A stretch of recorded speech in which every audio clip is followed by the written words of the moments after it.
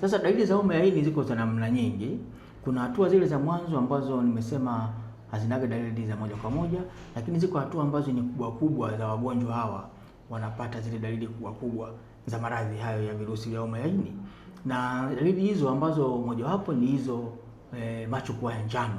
Macho kuwa ya njano zina sababu nyingi macho kuwa njano, lakini mojawapo ni virusi vya homa ya ini au ugonjwa wa ini. Maana ukishambuliwa ini lako sasa inafika hatua sasa mwili unashindwa kurutubisha vile vichembe vya njano, mwisho wa siku vinatuama kwenye mwili au vinazidi kupita kiasi, na mwisho wa siku vinaonekana kwenye damu vimezidi na mwili unakuwa wa njano. Sasa dalili hii ya mtu kuwa wa njano inaweza kuwa na sababu zingine, lakini ukiwa na virusi vya homa ya ini, hiyo ni dalili mbaya kwamba umefikia hatua ambayo sio nzuri. Lakini sio tu kuwa njano, unaweza ikawa pengine tumbo lako limejaa maji, tumbo linavimba. Utakuta kuna watu wengine ana kitambi ambacho hakiendani na mwili wake.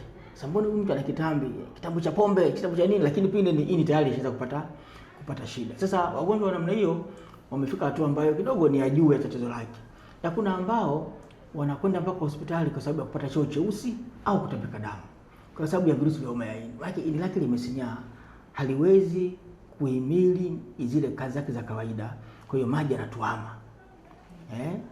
Na wakati mwingine lile ini sasa, kwa sababu ya madhara ya ndani ya mishipa ya damu ya kwenye ini, kuna makovu mle, kwa hiyo lile ini linashindwa kupitisha damu vizuri, damu ile inatuama, inazidi nyuma, na mtu ule mwisho wa siku anaweza akatapika damu au akapata choo cheusi. Kwa dalili hizo ni dalili za juu. Wako watu ambao wanapoteza mpaka fahamu kwa shida za ini. Wanafika hospitali hana fahamu, amezidiwa kabisa, hana fahamu. Kwa dalili hizo ni dalili za hatari za homa ya ini, na anapopimwa mgonjwa anaonekana ana virusi vya homa ya ini, basi akiwa na dalili hizo ni dalili za hatari. Ndio maana wagonjwa wetu tunawashauri ya kwamba watu wakiwa wazima wanatembea wapime, ili kutofika hizo hatua ambazo kuzirudisha ni ngumu kidogo na zina gharama kubwa. Okay, sawa sawa. Inachukua muda gani mtu kupata virusi vya homa ya ini mpaka kuugua kwamba amefika sasa stage ya mwisho? Kwa takriban inaweza kuchukua miaka 10 mpaka miaka 20. Virusi vikiingia, mpaka kama virusi hivi vikienda kupata hiyo hatua ya kuwa saratani. Yaani mtu akivipata kuanzia miaka 10 mpaka miaka 20 anaweza akapata dalili kwa haraka zaidi. Lakini tunao watu ambao wanapata shida hizo katika umri mdogo zaidi. Sasa tunayo makundi ya watu ambao wanapata maambukizi ya virusi vya kuzaliwa navyo.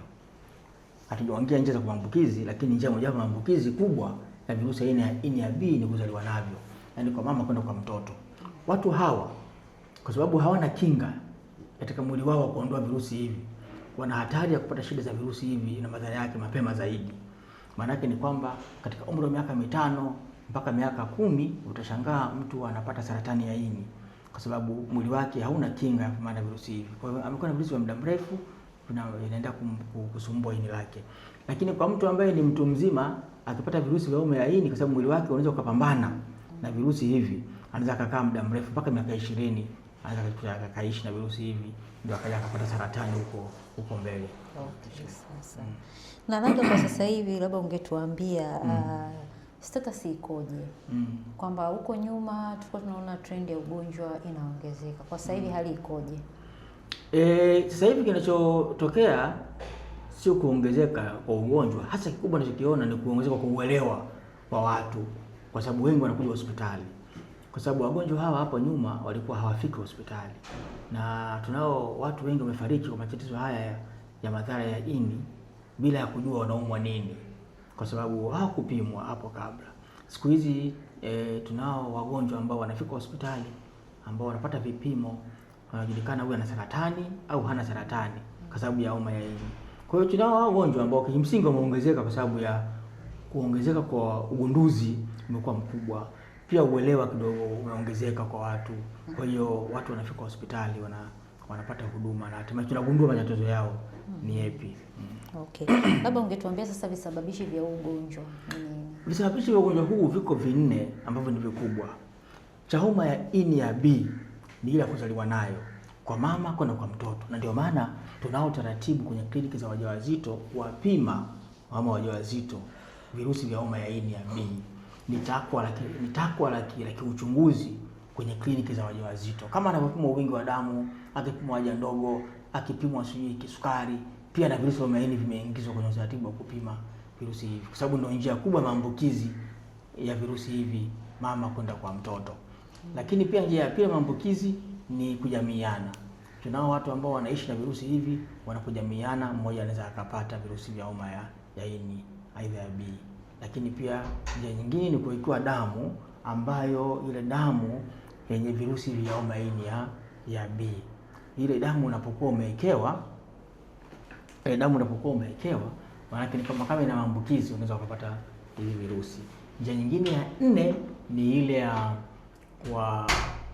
kushirikiana vitu vyenye ncha kali kama sindano, vitu vyenye vile sharp zile, kama mshirikiana pengine miswaki au vipi, unajikuta unapata virusi vya homa ya ini ya B. Lakini ile ya C yenyewe ina maambukizi yake makubwa sana yapo kwa wale wanaojidunga dawa za kulevya kwa njia za sindano, hao wanapata maambukizi haya ile ya C. Lakini pia njia zingine hizi ndio tunasema pia zinakuwepo pia kwa wao, lakini njia kubwa hasa ile ya kujidunga kwa sindano. Okay, sasa labda daktari pia ungetusaidia kuhusiana na vipimo.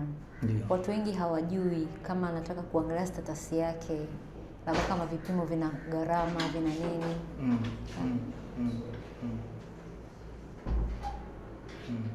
Vipimo kwanza tuishukuru sana serikali kwa kuboresha hivi vitendanishi katika taasisi na hospitali nyingi za serikali, na kwa sababu ya uelewa huu na ile jaziba kwa maana ya ufanisi wa hivi vipimo vingi, kwa hiyo pia matokeo yake yamekuwa ni mazuri. Kwa hiyo vimeboreshwa kiasi kwamba katika vituo vyetu vingi vya huduma za afya hivi vipimo vinapatikana. Sasa hivi hospitali nyingi za mikoa wanafanya vipimo hivi vya kupima homa ya ini aina ya B. Vingi vinapimika. Hospitali za kanda karibu zote zinapima na kutoa chanjo za homa ya ini ya B. Kwa hiyo upatikanaji ni mkubwa sasa hivi, lakini pia hata hizi chanjo pia zinapatikana katika karibu hospitali nyingi za mikoa. Chanjo hizi zinapatikana na kupitia pengine MSD, hizi chanjo zinapatikana na kupitia MSD pia vipimo vinapatikana, na usambazaji umekuwa ni mkubwa kuliko ulivyokuwa hapo nyuma hapo mwanzo. Kwa sasa hivi tuna maendeleo makubwa katika ile eneo la